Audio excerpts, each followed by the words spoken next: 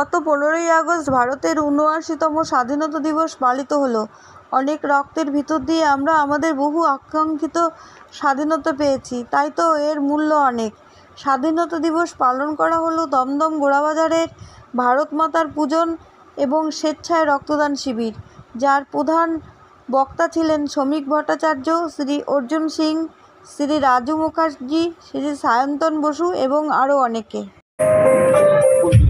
অত্যধিক আনন্দের বিষয় এবং অত্যধিক দুঃখেরও বিষয়। তার কারণ আমরা অখণ্ড ভারত মাতার পূজা করি, আমরা সনাতনীরা, আমরা হিন্দুরা 14ই আগস্টের আগে বা 14ই আগস্ট 15 তারিখ আমাদের দেশ খণ্ডিত হয়েছিল। আমাদের জওহরলাল নেহরু আর ওই অনেকে যাকে প্রেতাত্মা গান্ধী বলে, কিন্তু আমি সন্ন্যাসী, আমি প্রেতাত্মা গান্ধী বলবো না, আমি তাকে গান্ধীজিই বলবো। এরা দুজন মিলে আমাদের হিন্দুদের ওপরে, আমাদের সনাতনীদের ওপরে কত খারাপ করেছে।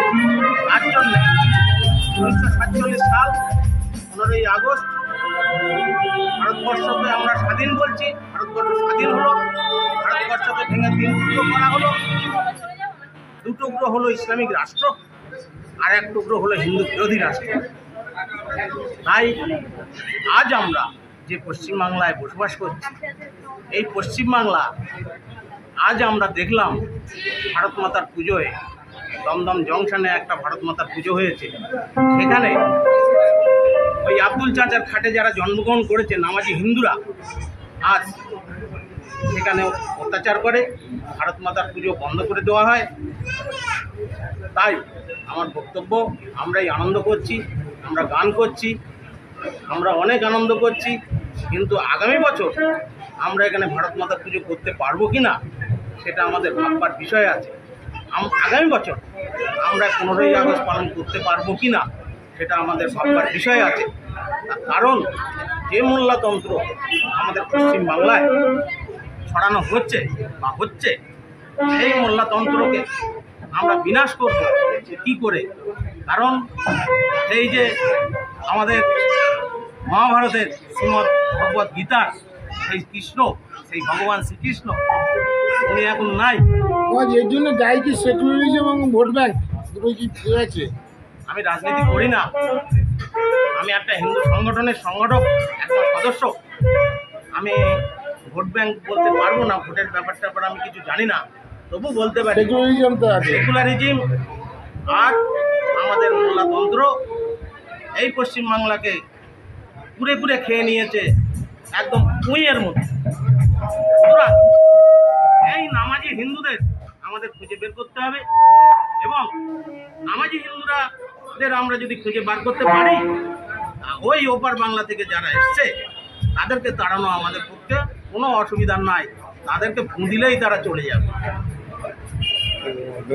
অখণ্ড ভারত, আজকে যে ভারত মাতার পুজো হচ্ছে 15ই আগস্ট, এর মহত্ব কি এবং কী বলবে? একটা প্লেট এশিয়া মহাদেশের সঙ্গে মিশেছিল, সেখানে মানুষ ছিল, তাদের একটা সভ্যতা আছে, সেই সভ্যতাকে আমরা ভারতীয় সভ্যতা বলি। যারা মানতে চায় ভালো, যারা মানতে চায় না তাদেরকে আমরা কিছু বলছি না। সিম্পল কথা হলো যে আমি হিন্দুর গর্বে জন্মেছি, আমি হিন্দুকে মুসলমানের গর্ব করতে পারে, সে মুসলমানের সমস্যা তাদের নেই। আমি পুজো করি, সে নামাজ পড়ে, আমি উপোস করি, সে রোজা রাখে, আমি দান করি, সে যাকাত করে, আমি তীর্থে যাই, সে হজ করে। গলা কাটার সময় বলেছে ভারত মাতা কি জয়, জয় শ্রীরাম, জয় মাতা ইত্যাদি। একটা বিগ স্টেডিয়ামে বা একটা চতুর্থ নির্বাচনে কেউ যদি বলে ওঠে বাকি চাষিরা বাকি সামনে যাবে, এমন কেন হবে যে কোনো প্রকাশ্যের নামটা বাকি মানুষের আতঙ্কের কারণ হয়ে যাবে? এই কারণে দরকার হচ্ছে অখণ্ড রাষ্ট্র। কারণ দেখা গেছে খণ্ডিত ভারতবর্ষ সেই দেশগুলোকে তৈরি করেছে, সেই দেশগুলো জঙ্গিবাদ ছাড়া, নরমানবতা ছাড়া, মনুষ্যত্বের মানবিকতার বিনাশ ছাড়া কিছু দিতে পারে। বিশেষ দিন। বলে দিলাম তো, আজকে 15ই আগস্ট স্বাধীনতা দিবস। আমাদের কার্যকর্তারা 14ই আগস্ট 15ই আগস্ট ভারত মাতার পুজো করেন। ভারত মাতা অখণ্ড ভারতের প্রতি আমরা নিজেদের মা ছাড়া যাকে বেশি শ্রদ্ধা করি তিনি হচ্ছেন ভারত মাতা।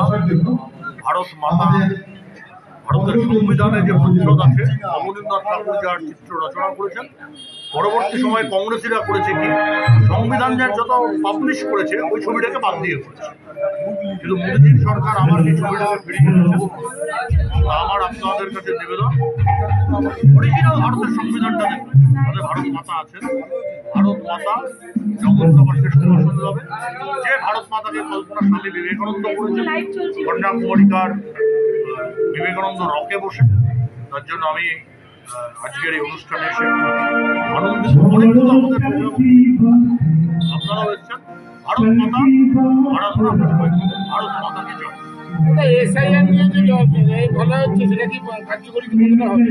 বাংলাদেশে অনুপ্রবেশকারী মুসলমানদের নাম বাদ যাবে, কয়েকজন রোহিঙ্গা মুসলমানের নাম বাদ যাবে, তাদেরকে দিদির বাড়িতেও আশ্রয় দিতে পারে। কোনো হিন্দুর কোনো চিন্তার কারণ, কোনো হিন্দুর নাম বাদ যাবে না।